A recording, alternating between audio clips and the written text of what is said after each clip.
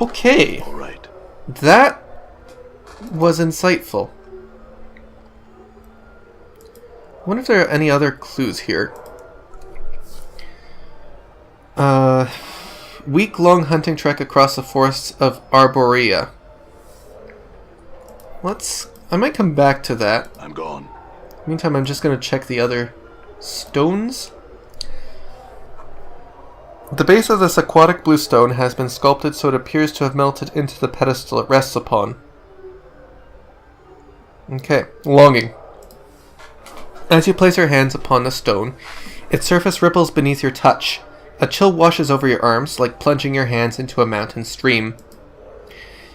As you close your eyes, you blink and reopen them with... Oh, your eyes are brimming with tears, and you are overcome with a terrible sensation of drowning. As the sensation rolls through you, there is a stirring in your breast, a hunger, poisonous like a serpent, biting into your heart, until you feel as if your breast will explode. You want desperately to steady yourself, focus, but all that comes to your eyes is tears. You raise your hand to wipe away your tears. Your hands are soft, delicate woman's hands. They brush away the stray tears from your cheek, and you've cupped them in your hands, each of the tears like jewels shimmering in the lights. The lights are cast by candle globes that drift through your sanctuary. You have come to this place to gather your thoughts, to reflect on the past with an eye toward the future, to cleanse the mind before the coming journey. Yet you cannot concentrate. Your thoughts remain in the present, trapped there by the terrible feeling that rise in your breast. What did he mean? To close your eyes, but his words echo in your mind, 100, 1,000 times. Will he ever return? The sound is a whisper, an echo. Only you. Only you. Yet you hesitated at the brink of time's door, and he must have thought you afraid to go, but you were not. You were afraid to stay, and the fear. The serpent rises in your breast again, its fangs biting into your heart, filling it to bursting with its poison. The tears come again, running down your cheeks in streams, his words echoing you. Your eyes snap open. It is his voice. You whirl and you gasp. He stands, powerful in the shadows, and he strides into the light of the drifting candled globes. And you feel the serpent writhing and dying. He returned. His face stern, but somewhere in those features, you can almost see his pleasure at seeing you. After all, he returned for... And then he says, "Only you can help me. Daenerys." Okay, let's do that again. So this is Daenerys, who was, I think, a lover of the Nameless One in a past life. So the echo says, "Only you can help me, Daenerys. But it was wrong for me to ask you for your help." You speak, Daenerys, yet it is you, grey-skinned like a statue striding from the light. Are you that scarred? Your body looks like it has been bathed in knife blades, the wounds, the tattoos, the horrible. Yet you see through Daenerys' eyes, and she sees. How can she see you in such a way? She puts a cloak over your features. She sees you in such a light, such terrible longing. Light, for she... How can she feel such? You feel your vision tearing, doubling until you are that... Or tearing, doubling until you are the man striding in from the light. It is you, but not you. You feel yourself being torn. It is Daenerys' experience, but at the same time, it's also yours. And you... What? I ask too much of you to accompany me, Daenerys. I have no right to place you in such danger for my sake. This is a very interesting and fragmented sensory stone. It is your words, but they are a surgeon's words, chosen with cold skull without a trace of emotion. With every word, you feel yourself sneering inside, knowing what the stricken girl will see next through her long-stained eyes. And who... Are you that person? That man twisting her with your words? Not knowing how powerful they are to her? Like bolts from a ballista? Piercing her breast, yet she sees only relief at your return. How can she feel and not know you mean to... Right, and then apparently we said this. I have come to ask your forgiveness, Daenerys, and I shall return to you as soon as I am able. Your vision tears again, doubling and bleeding until you are facing yourself again, trying desperately to speak, to warn Daenerys that this is not a man, but a creature that kills for his own needs. He doesn't care about you, Daenerys. You are a tool to him, a tool he needs to... But Daenerys speaks, and you can't stop her. I would place myself in 1,000 dangers, embrace eternity for you, my love. I am not afraid. Listen to me. I will accompany you through the plains themselves. Though the plains themselves should bar the way, you feel yourself shattering. Relief and satisfaction. His satisfaction at her words, knowing she would say them, always knowing, and her admission of love is like the slamming of a portcullis across your heart. Trapped, she is yours, but you must be certain, so you drive the nail home. Apparently we said, the way is dangerous. You will have to be strong. Far stronger than you are now. Swimming through her mind, relief, the wave of relief, the end of longing, yet longing for him more at his words, not noticing his manipulations. All you need to be is strong, and his path shall be one, as one with yours. Your thoughts are like fires, for you can be strong, stronger than he knows. You know no fear. You would die for him. And then we say, I can be strong, my love. I will. Her words slide off him like water. The serpent in her breast, the one piercing her heart with its poison, has been replaced by the serpent in the flesh. She sees nothing of this, and his next words are planned, carefully, so carefully. His words were, I can't say if we'll succeed, Daenerys, but I'll do my best to protect you, and I will expect nothing less of the same from you.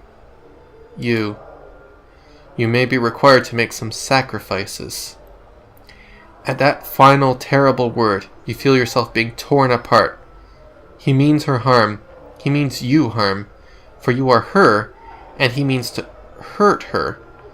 Yet you need her to be harmed, and you want to scream. Scream at her that she is in danger. Run, run, Daenerys, for his eyes unmake all things, and... I guess this is Daenerys' response.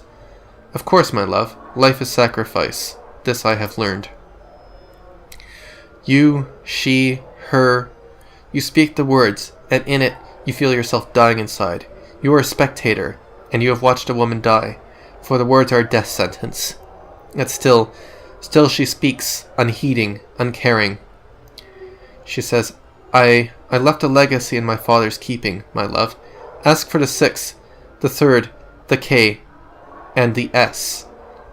In it, I bequeath everything to you.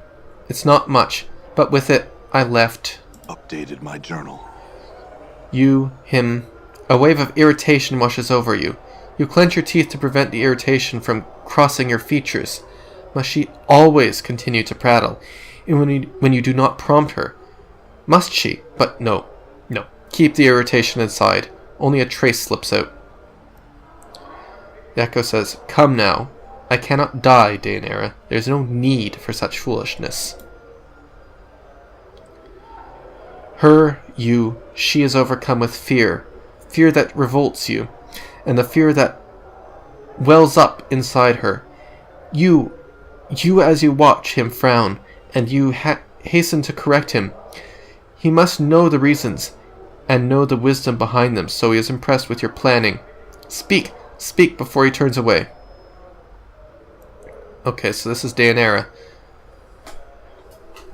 I know I often act foolishly, my love, but you said yourself that you can forget things if you are badly hurt. There are things in the legacy that could help you remember, should you forget yourself. Updated my journal. You coldly regard her through the eyes, tracing your gaze along her furrowed brow, wrinkled with worry, desperation. She has acted as you expected, yet there is something in what she says. I don't know who says this one. Perhaps, yet I have nothing in this legacy of value. I do not want to leave any things here in some safe that could be of some use on our journey. Her illusion is shattered, just for a moment. You watch, silent, as the emotion falls to the ground, splintering like silvered glass. Of some use. Such a casual statement, yet even Daenerys sees, and you hope, just for a moment, you hope that she sees him for what he is, the serpent. The serpent. And your hope dies, as in Daenerys' eyes, the emotion is rebuilt. The sliver is being drawn from the ground, the illusion rebuilt, but the slight sliver of pain remains. He thinks you have done something foolish. Yet you did it for him. You must make amends, but how? You must convince him that the legacy is unimportant. But it isn't. It isn't. It's everything. And this is her, I guess. The legacy, my love, it just has a few things to help you remember. A scythe of words falls on Daenerys, so quick, so sharp, you cannot follow its arcing path. And this is a Nameless One. A legacy? The things you do, Daenerys. Such romantic gestures. No matter. No, you, Daenerys, you have driven him away again, like you did the night before. You feel the serpent stirring again, reborn, curling around your heart. There is the softest of hisses, yet he does not hear. Would you wish to leave me a legacy, my love? For yourself, or for anyone you want to. It might help you remember if you left something for yourself, or for the ones you loved. The word scythe falls again. This time, the illusion holds and the serpent is cloaked. The serpent is cunning and shall not reveal itself until it strikes. Right, so Nameless One responds, a legacy for myself? Not likely. The things I would leave for myself would not be safe in some advocate's office, Daenerys. But enough of this. I must leave. He is leaving. You must make him remain. And the experience swirls around you. Terrible. The spiraling toward the final scene. The question she wants to ask. Don't ask it, Daenerys. Don't ask it. Be silent. Be silent. Echo. This is her. My love, before you go. His anger, his irritation. What now, girl? What now, you mewling banshee? The echo is, before I... Okay, this is the Nameless One. Before I go? It looks like I'm in no danger of that. Come, Daenerys. Can't these questions wait for the morn? There is much... She is desperate, drowning. Say it. Say it, say it. And you speak it. The echo is... She says, do you want me to come with you, my love? I guess that was her fatal... well, the reason why she died is she said this. And the Nameless One killed her. That's what I'm gathering from this. The rush of emotion dies in your mind. This is the end. The words you are about to speak are true, but the truth is not the truth she sees. There are no lies, only cold calculations. Of course he wants you to come with him, Daenerys. You understand it clearly, too clearly. He's invested too much in the poor girl to let her go. Nameless One says, of course, Daenerys. I would not have asked you to come with me if I did not want your company. You know how I feel about you. There is a cold silence in his mind, then a hissing of a thought, a response sharp and deadly, like a dagger blade. The lie comes swiftly, unburdened by emotion. I love you, Daenerys. And then you want to scream as you feel the lie wash over her like a radiance, but it is a shadow of truth, a serpent's kiss, and he means you harm, and she can't see you want to call out, but she is crying with joy, even as the emotion washes over you, like you are drowning, and you need to speak. You long to speak, but you cannot, and you scream as you tear your hands from the stone, bloody tears rushing from your eyes, running in streams down your arms, your hands, to coat the stone, blood, her blood, and you can't warn her, and you can't stop crying. As much as you want to hurl the memory of the experience from you, you hold it fast, because you know it's important to remember it. It was you in that experience. It was Daenerys' experience. But because it was you, your memories flooded you, and you could feel both sides at once. Who were you? Who was that shade of you? Okay. Okay.